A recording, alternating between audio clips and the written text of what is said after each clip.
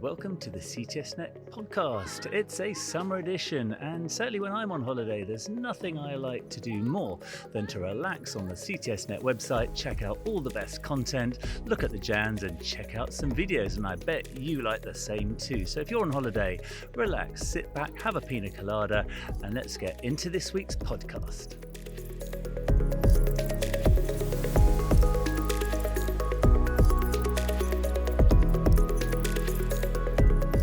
As ever, the CTSNet podcast is full of lots of great content and brilliant videos, and we've got lots for you today. So the first journal news item we've got for you is a really interesting Annals of Thoracic Surgery paper entitled Deep Hypothermic Circulator Arrest with Retrograde Cerebral Perfusion. How long is safe? This is published in this week's Annals of Thoracic Surgery. It was selected specially by Editor-in-Chief Joe Chikwi, and it's a massive cohort study of patients having deep hypothermic circulatory arrest.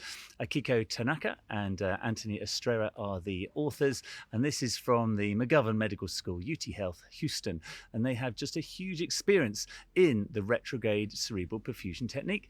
This documents 1,429 ascending aorta and arch replacements over a 30-year period with circulatory arrest. They go down all the way from down to 20 or even down to 14 degrees centigrade, and they always use retrograde cerebral perfusion. They acknowledge that it is pretty controversial. There have been several studies out there in the past, and the STS Adult Cardiac Surgery Database that had 7,000 patients says that the most common technique is actually antegrade cerebral perfusion, 43%. The second most common is nothing, 33%, and then the third most common, the least common, is retrograde perfusion, 24%. That was why they wanted to write this paper, just to show the safety and efficacy. They also have cited a few other papers that tried to show superiority over one technique or another, but they failed. So what did they do? Well, they documented their success. This is their standard technique. They've been doing it for 30 years. They run about 1.5 litres of retrograde perfusion once they've arrested. They say the advantages are there's no cannula in the way, you're not clamping carotid arteries, and certainly in their series, they thought quite a lot of strokes were embolic, so not manipulating the arteries is a big advantage. So what did they find? Well, they found the overall operative mortality of these very high-risk procedures is 8.9%, and the average stroke rate was 8.4%. They found that when they did less than 20 minutes of retrograde plege, the stroke rate was less than 5%, and really the stroke rate went up in a linear way all the way to 11% at 60 minutes. And so that was their conclusion, that it's a really good technique, but if you're going to have circulatory arrest of above 60 minutes, maybe you should look at other techniques of cerebral protection. But below 60 minutes, it's a safe, good technique. It's quick, it's easy, it's reproducible, and it keeps clutter out of the surgical field. So go check that out. The really good thing about the 3 papers we're describing today is they're all available full text. So go click through the link on the CTSNet website and you go right to the full text paper if you're relaxing, taking it easy, and you want to read a big, good paper to decide whether you want to change technique. So the second paper we've got for you is another really interesting one. This is in JAMA this month, also available full text online, and the title is The Association of Socioeconomic Position with Racial and Ethnic Disparities in Survival After Lung Transplant. Now, the background to this paper is that the US Congress actually asked for a National Institute of Health sponsored study into this, because there's been a recent study by the National Academies of Science, Engineering and Medicine that found that transplant outcomes did vary on race, ethnicity, and geographics and social inequality. And so that was very concerning for them. So they have commissioned this study, and it's out this week. And the Cleveland Clinic were given the job by the NIH of doing this big study. The authors were Carly Lair, Jared Dalton, and Mariam Valapur, and several others. And what they did is that they went and took over a 10-year period, the full database of the US Transplant Registry, so a full US trial looking at inequalities in lung transplant outcomes. And they very specifically broke them down into ethnic demographics and also disparities of wealth as well. And they looked at the univariate factors, but then they also went and looked to see if balancing everything up, whether it still did come out as different. So 19,000 lung transplant cases in this database. That's huge. The donors average age 33, the recipients 60. On their database, the biggest group, obviously, is non-Hispanic whites, 60%. The next biggest is non-Hispanic black individuals, 18%, then Hispanics are 16%. Big range of other ethnic declared people, but those were the big groups.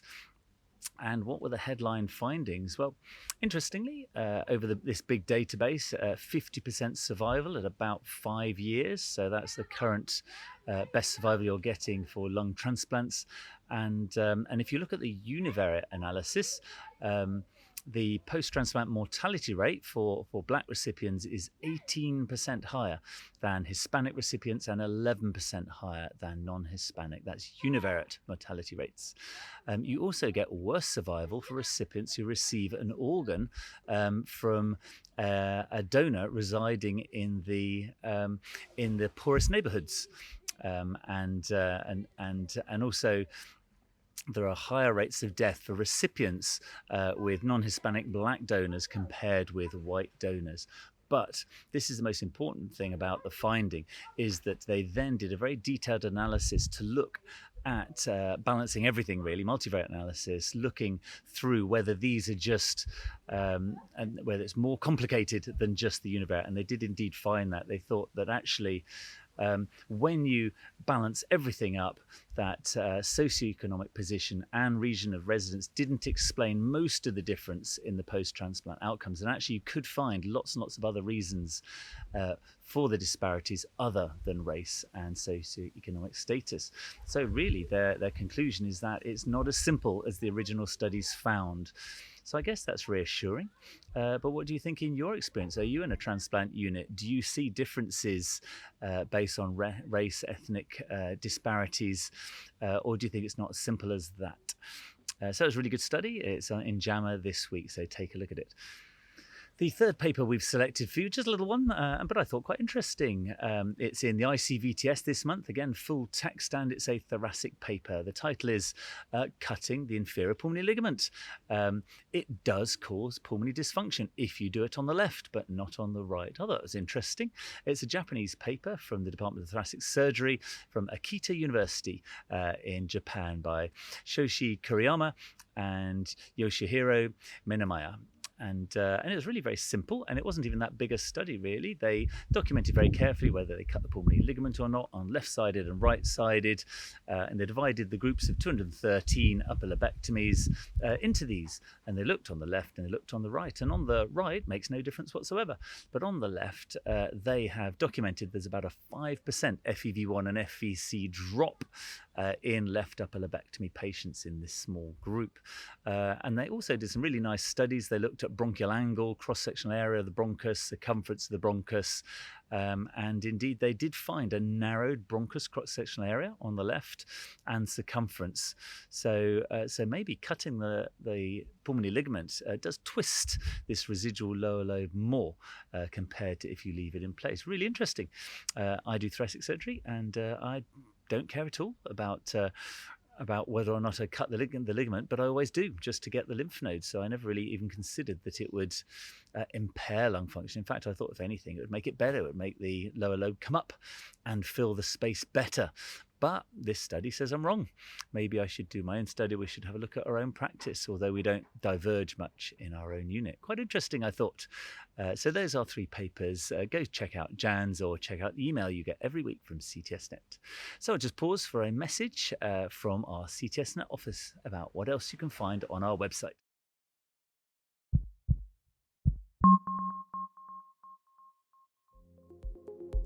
Submissions are now open for CTSNet's annual Innovation Video Competition.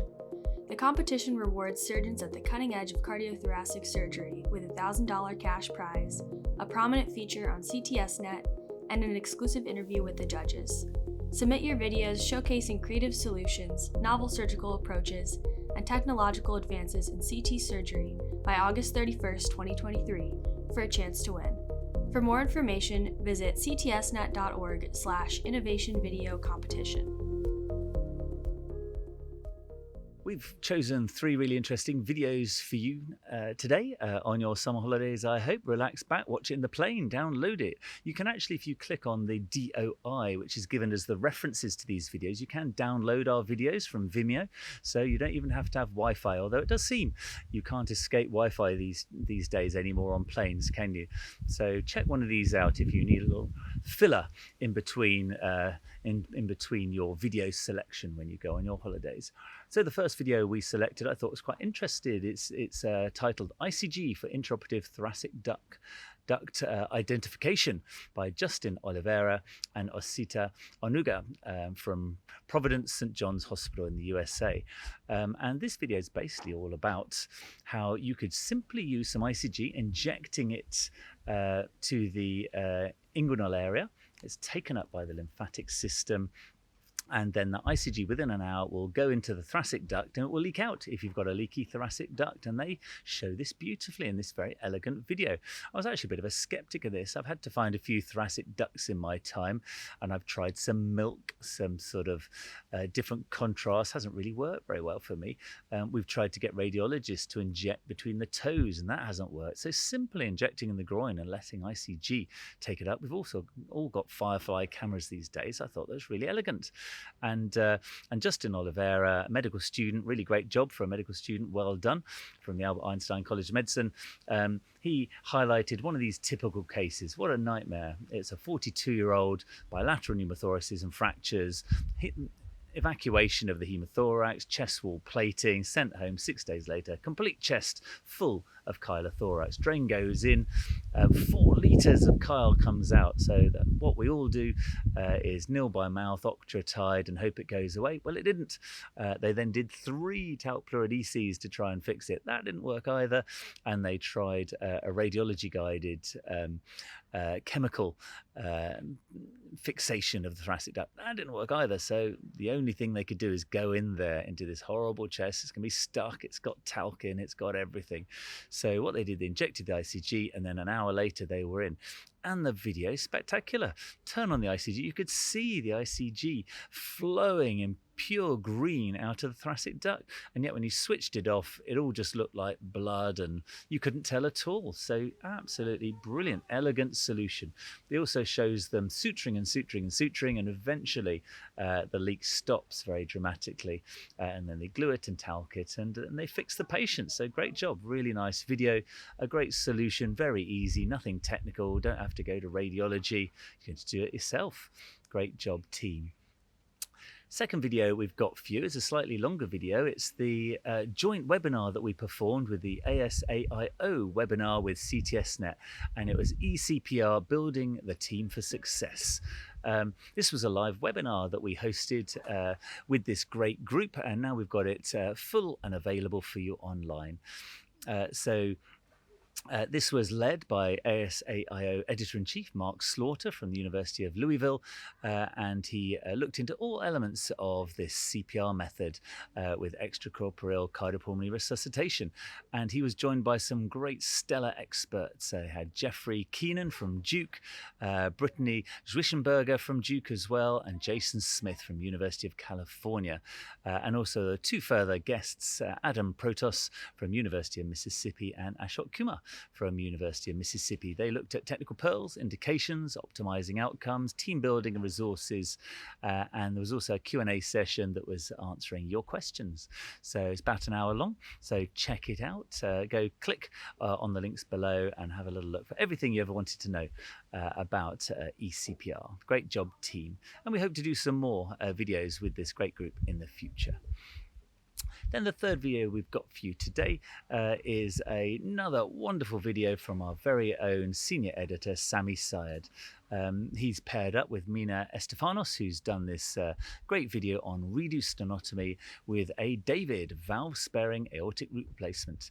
This patient's an 18-year-old. Sami Syed had previously done a stenotomy for a perimembranous VSD and resection of subaortic membrane, but as this kid grew, when they got to 18, the aortic root became very dilated. They weren't bar fans, but they had a very strong family history of aortic dissection, and for that reason it was certainly indicated to fix the aortic root for the long term. But there was a perfect aortic valve. The kid's 18. What are you going to do? You don't want a biological valve in this. Do you want a mechanical valve for the next 80 years? Well, it really probably is the only option, is a valve-sparing root replacement. And so Sami Syed takes us through his really neat technique, redo stenotomy, bicaval cannulation on bypass, antegrade plegia.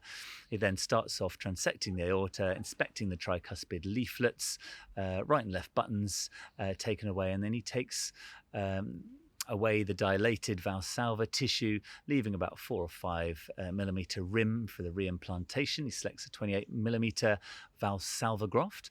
Of note, we had Tyrone David coming to visit us 2 weeks ago, where he talked about straight graft versus a bell-shaped Valsalva graft. He certainly got a few strong views on that. But here we're using a Valsalva graft, and Sami Syed tailors the graft. He cuts the majority of the skirt, creates a notch in the area of the right ventricular outflow tract and intraventricular septum, and then he reimplants it. So he's got 6 interrupted pleated sutures in the horizontal mattress fashion to create the first suture line. He then sutures on the commissures with further fluoroproline, and then he has a second hemostatic line of running fluoroproline for each of the 3 sinuses of Valsalva. Then test it all with saline, super important. You've got to have good coaptation heights, got to look like a praying sign, hasn't it? And then he puts on the buttons, Diaz, and away you go. Really nice technique. This took cross clamp time 110 minutes, which is pretty good, and lovely post-op echo. And I hope that lasts this patient a good while. So well done, Sami Syed. And if you're interested in valve-sparing root replacement, check out his video now. So upcoming events, we've got an adult ECMO very specialist course. So if you are looking to do the ASAIO adult ECMO certification exam, then the Woodlands Hospital Medical Center in the US, there is a very, very special didactic ECMO specialist course, limited to only 12 people, but super detailed, designed specifically to get you through that certification. That's on the 10th to 11th of August. Go check out their website if you want to join in. There's a Second World Congress of Cardiology and Emergency Medicine in August 19th to 20th in Vancouver, Canada, looking at all sorts of elements of emergency medicine and cardiology. And then something in thoracic surgery. The Duke's Masters of Minimally Invasive Thoracic Surgery is going to go on in the 14th to 16th of September. So Tom D'Amico is going to be joined by many of his pals, obviously Diego, his student, Shanda Blackman, Scott Balderson, Bernie Park, many, many more. I think this will be fantastic. They've been doing this for many, many years, and it really is a not to miss if you want to know about everything in VATS and RATS these days. And talking of Diego, where is Diego, the world roving surgeon? He was in Shanghai last week, but this week he's back in Lisbon at the Lucidius Hospital and the Nova Medical School doing another VATS and RATS course. He did 6 live cases, a load of cadaveric labs, and that looked like really good, really interesting stuff there. And finally, it leaves me to just give our honourable mention, and our honourable mention goes to Tom D'Amico. So Tom D'Amico will be doing his Duke Masters course, but he really is just a god of thoracic surgery. Of note, Tom D'Amico taught Diego everything he knows. And I always find it interesting that actually when Diego invented uniportal surgery at Duke with Tom D'Amico, Tom pretty much did take on uniportal uniportal surgery. The only thing he didn't like was he didn't like the drain coming out of the uniportal incision. So he just made a second hole for that reason. But really, Tom D'Amico's been pretty much uniportal for many, many years, although I understand now he has progressed on to robotics, as many of us have. But he has been such a wonderful teacher over his 25, 30 years. He's been very giving of his time. He's been an amazing speaker. He goes around the world doing conferences. He's just an all-round awesome, great guy. And the only warning is don't ever go and try and go running with him, as he's far too fast. But you're our honourable mention this week, Tom D'Amico. Great career, amazing guy. And from all of us at CTSNet, congratulations to Tom. And please do tune in next week when I may be back in rainy, drizzly England to go through another of what's best and greatest in cardiothoracic surgery.